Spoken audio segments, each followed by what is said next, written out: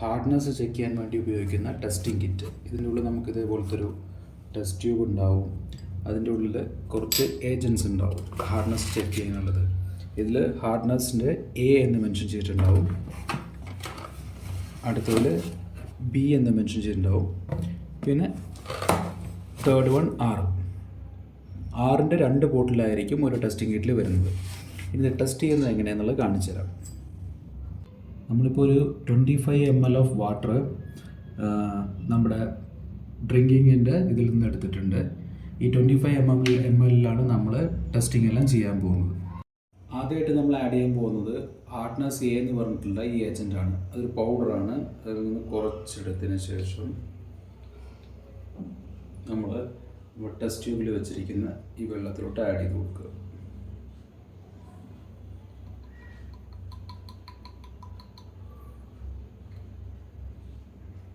Add ചെയ്തതിന് ശേഷം നന്നായിട്ടൊന്ന് ഷേക്ക് ചെയ്യും. ഈ സൈഡിലൊക്കെ ഉണ്ട്, അതെല്ലാം നമ്മൾ നന്നായിട്ടൊന്ന് ഷേക്ക് ചെയ്ത് ഇരിക്കും. അതിന് ശേഷം അതിലോട്ട് ഹാർഡ്നെസ് ബീൻ്റെ ഈ സൊല്യൂഷൻ നമ്മൾ 10 to 15 ഡ്രോപ്പ് 25 ml ഓഫ് വാട്ടറിലേക്ക് 10 to 15 ml of hardness B add ചെയ്യണം. 10 to 15 ഡ്രോപ്പ് ആഡ് ചെയ്യുക.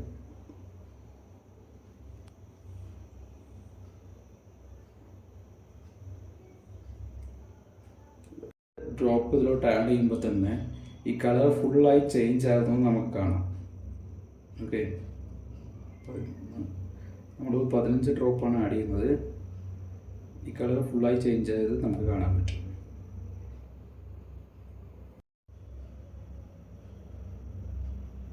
ഹാർഡ്നെസ് ബി ആഡ് ചെയ്ത ലിക്വിഡിൽ വെള്ളത്തിൽ ഒരു പർപ്പിൾ കൈൻഡ് ഓഫ് കളറാണ് വന്നിരിക്കുന്നത്. ഇനി നമ്മൾ ഇതിലോട്ട് ഹാർഡ്നെസ് ആഡ് ചെയ്യണം. ഇത് എത്ര ഡ്രോപ്പ് ആഡ് ചെയ്യുന്നു നമ്മൾ കൗണ്ട് ചെയ്യണം. എത്ര ഡ്രോപ്പാണോ ഇൻറ്റു 5 ആണ് നമ്മുടെ വെള്ളത്തിൻ്റെ ഹാർഡ്നെസ് ഇൻ ppm. നമ്മളിപ്പോൾ ഓരോരോ ഡ്രോപ്പും കൗണ്ട് ചെയ്തിട്ട് വേണം ആഡ് ചെയ്യണം. ഈ കൗണ്ട് ചെയ്യും ഇത് ആഡ് ആയിക്കൊണ്ടിരിക്കുമ്പോൾ കളർ നമുക്ക് ചേഞ്ച് ആവുന്നതായിട്ട് മനസ്സിലാവും.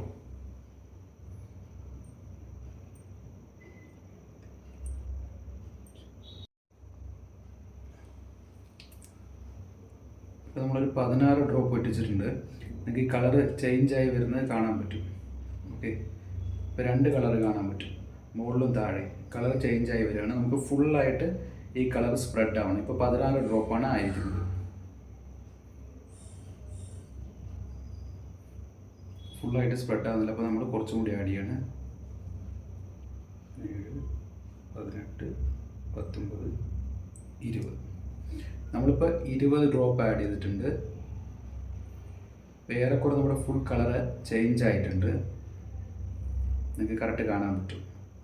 ഇപ്പോൾ 20 ഡ്രോപ്പ് എന്ന് പറഞ്ഞു കഴിഞ്ഞാൽ 20 × 5 100 ppm, 100 ആണ് ppm. നമുക്ക് മാക്സിമം 150 ppm വരെ പോവാം. അപ്പോൾ നമ്മൾ ട്രീറ്റഡ് വാട്ടർ ക്യാനിൽ മേടിക്കുന്നത് ഡ്രിങ്കബിൾ യൂസിനുള്ളതാണ്. ഞങ്ങൾ ഇതേ വെച്ചിട്ട് തന്നെ നമ്മുടെ റോ വാട്ടർ ടെസ്റ്റ് ചെയ്തിട്ടുണ്ടായിരുന്നു. അതിൽ നമുക്കിവിടെ ബാംഗ്ലൂർ കിട്ടിയിരിക്കുന്നത് 320 ആയിരുന്നു. ഞാനിതിന് മുമ്പ് ടെസ്റ്റ് ചെയ്ത സമയത്ത് 370 ഒക്കെ കിട്ടിയിട്ടുണ്ട്. അപ്പോൾ നമ്മൾ ഇതുവരെ ടെസ്റ്റ് ചെയ്ത് നമ്മൾ ഉപയോഗിക്കുന്ന വെള്ളത്തിൻ്റെ ppm അറിഞ്ഞിരിക്കുന്നത് നല്ലതാണ്. 150 ppmൻ്റെ മുകളിലുള്ളത് യൂസ് ചെയ്യാണ്ടിരിക്കുക. പിന്നെ നമ്മൾ ഈ ക്യാനിൽ മേടിക്കുകയാണെങ്കിൽ പോലും ഒരു വട്ടം ടെസ്റ്റ് ചെയ്ത് നോക്കുന്നത് നല്ലതാണ്.